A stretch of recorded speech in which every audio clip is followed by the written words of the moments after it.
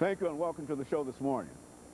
The topic this morning is revised in state, church, and community education, and we're fortunate to have with us to talk about the whole issue of how certain elements within public education and private education can be revised is the professor of philosophy at Tennessee State University, Dr. William H. Hardy.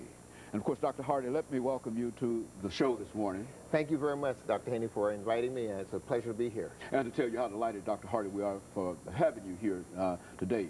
As we indicated earlier, that what we'd like to do more than anything is to talk about public, church, and community education. And yes. Of course, you've got a lot of information in reference to that. And you've made a tremendous contribution in reference to that, and that's why we wanted to talk to you. Yes. But Dr. Hardy, before we get into that, let's talk about Dr. William H. Hardy, and to have you to give us some information about your background, your education, and some of the things that were important and eventually motivating you to become involved in this new approach, this new philosophy dealing with higher education and public education and church education. Yes. First of all, it's a pleasure to be here, and I'm just pleased to share the information with you and with your audience on this day. I'm from Indianapolis, Indiana, originally, and I, of course, was educated in the Indianapolis public school system. And from Indianapolis, I then went to Central State University, a historically black school in Wilberforce, Ohio. And then from there, I went to Johns Hopkins University in Baltimore, Maryland, and received well, first of all, the earlier degree was in political science at Central State.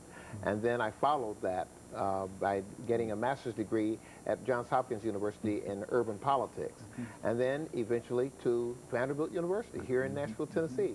And I had a master's of divinity there, and went on to become ordained in the African Methodist Episcopal Church, and then eventually got my doctorate in theology at Drew University in Madison, New Jersey.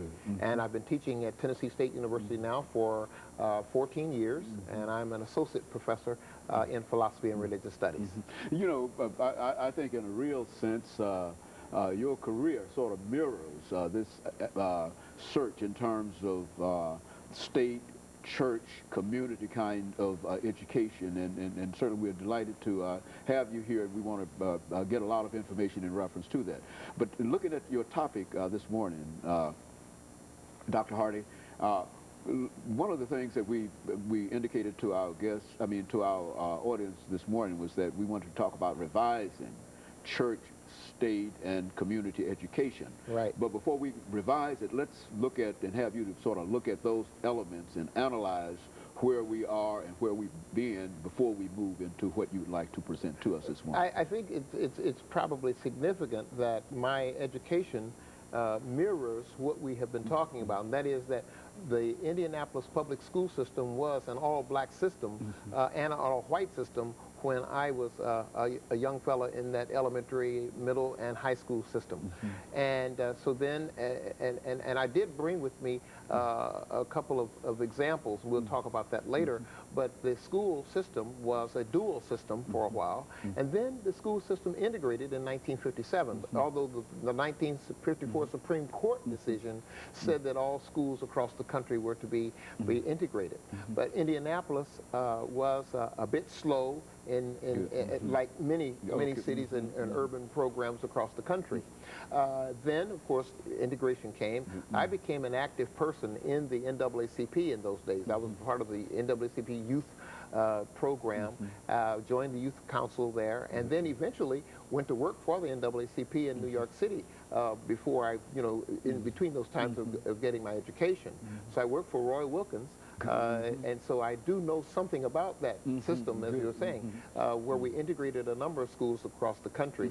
But I worked for the NAACP from 1965 to 1969. Hot time. And certainly, yes, that was part of the movement. Then, from 1976 to 1979, I was the executive director of the NAACP in Chicago. So those experiences gave me a good idea of what was happening in education at that time. So we now want to look at what was happening with the dual system at that time, and then how did the system change, and then what do we have now, and how might we then look at the revising that? Very good. And of course, we're getting ready for our first commercial break here, Dr. Hardy. But when we come back, and we've got about 20 seconds before that, but when we come back, we want you to give us that kind of information, and at the same time, as much information as you could possibly bring in dealing with our young people. You know, I certainly to will. direct, I brought with me to my props. There's the white doll and the black doll. And when we come back, I'll be glad to talk about what's going on. Very good. And of course, we'll be back with our audience following this very, very short commercial break.